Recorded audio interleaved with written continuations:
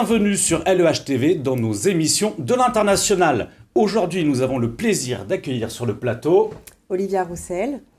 Donc, je suis commercial export pour la société Somme Export à Marseille. Merci d'être parmi nous, Olivia. Nous allons aborder le sujet de l'international, réussir l'export et l'import. Première question, Olivia, est-ce que vous pouvez nous présenter Somme Export ? Oui. Alors, Somme Export, c'est 30 ans d'activité cette année. Et donc, ça fait 20 ans que notre directeur Robert Petitjean a repris les rênes de la société. Donc, on est spécialisé dans l'export de produits alimentaires tri-température. Donc, on a un catalogue complet de produits frais, secs et surgelés que l'on propose à nos clients. Donc ça, c'est les 3 températures, tri-température, fruits, secs et surgelés. Frais, secs et surgelés. Donc, pour ça, on travaille en partenariat avec des usines et des producteurs français et européens. Et on a donc clairement vocation à proposer à nos clients un service sur mesure, adapté en fonction de la typologie des clients et de leurs besoins. Justement, quelles sont un peu la typologie de vos clients ? Présentez-les-nous. Alors, on peut avoir des clients qui sont acteurs sur de la GMS locale. Oui. Et des clients qui sont importateurs pour un réseau de restauration, de collectivités sur les territoires. Sur le pays directement ? Oui. D'accord.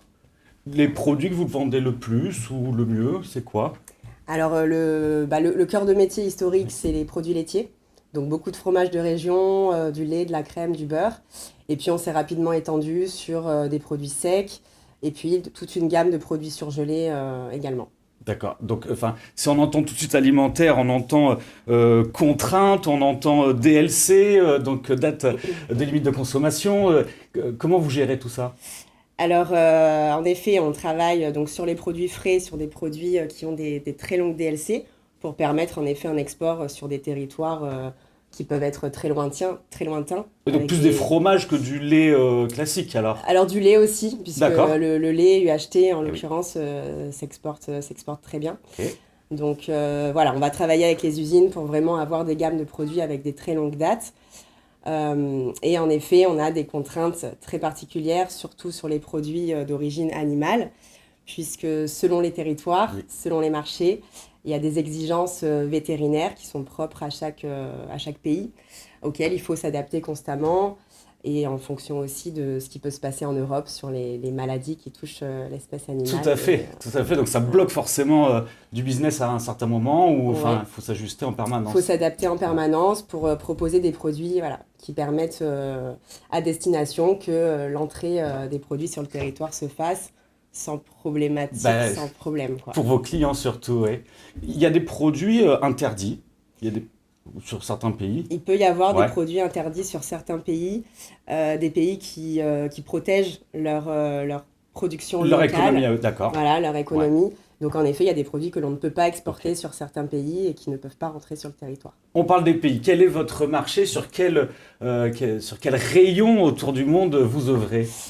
Alors, historiquement, les marchés sont tous nos départements et territoires d'outre-mer, l'Afrique de l'Ouest aussi. Après, ça fait quelques années qu'on a démarré avec un importateur sur le Chili, avec qui qu'on a accompagné dans son démarrage d'activité sur le territoire. Et on a clairement aujourd'hui vocation à se développer sur l'Asie. Donc, on est déjà présent sur quelques pays et on met tout en œuvre pour développer le business. Quels sont les enjeux pour aller sur l'Asie ? Alors, clairement, c'est avoir une bonne connaissance des marchés, la connaissance des acteurs, essayer de passer la barrière culturelle aussi pour rentrer en contact avec les acteurs sur ces pays-là et puis comprendre les besoins, comprendre les problématiques de chaque marché pour pouvoir proposer aussi des produits qui sont en adéquation avec leur consommation, bien sûr. De par votre expérience, Olivia, quel conseil donneriez-vous à une entreprise qui veut faire de l'export ? Alors aujourd'hui, c'est clairement l'adaptation, être constamment en veille justement sur les différents marchés, sur la typologie des marchés, l'aspect économique, géopolitique qui va aussi rentrer en question sur ces marchés-là.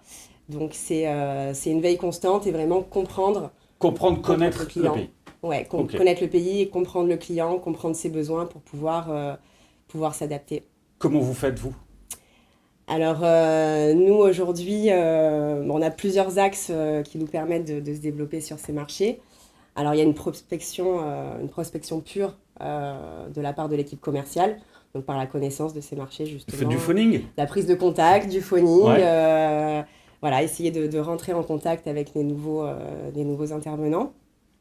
On participe aussi à des salons, comme le CIAL à Paris, qui est un salon de l'alimentaire important.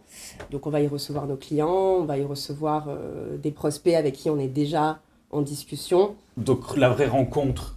La rencontre humaine, voilà, qui permet aussi de créer ce lien et de partir sur un partenariat de long terme aussi, puisqu'on a vocation à vraiment être sur un travail de long terme avec les clients.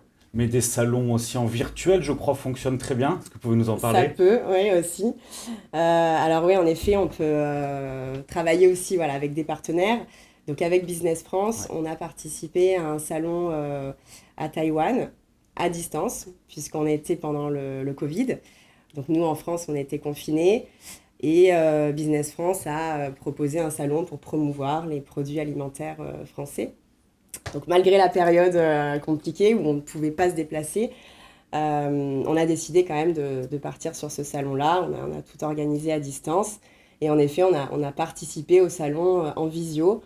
Avec un décalage horaire. Avec le décalage horaire, voilà, on s'est relayé pour être présent sur le salon et on tenait à être présent malgré tout, à pouvoir renseigner les visiteurs. Et ça aboutit positivement ? Et ça aboutit positivement.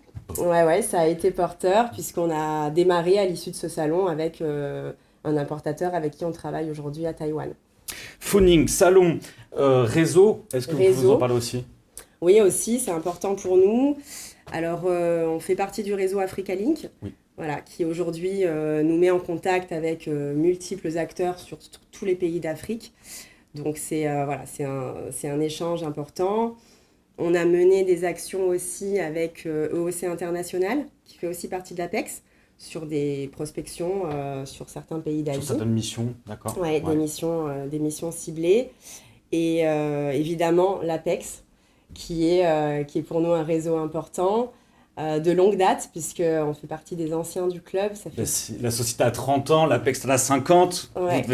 Voilà, ça fait quelques années déjà qu'on est adhérent. Donc, c'est clairement pour nous un réseau qui a toujours été important. C'est un vivier important d'entreprises qui sont toutes présentes sur la scène internationale. Donc, c'est un échange constant d'informations, c'est beaucoup de rencontres. L'APEX organise aussi beaucoup d'événements.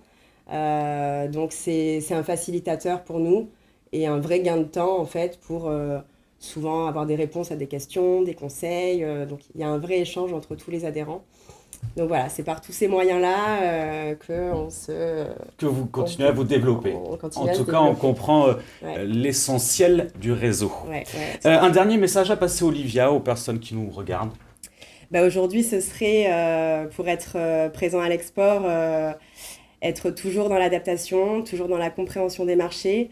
C'est un métier qui est passionnant par ce fait-là que tout est toujours en mouvement. Donc c'est vraiment oser aller vers les autres, oser passer le cap souvent de l'international en restant vigilant et en constante veille en fait sur les marchés. Merci Olivia pour cet éclairage, pour votre enthousiasme. Et puis pour ma part, je vous dis à bientôt sur les routes de l'international.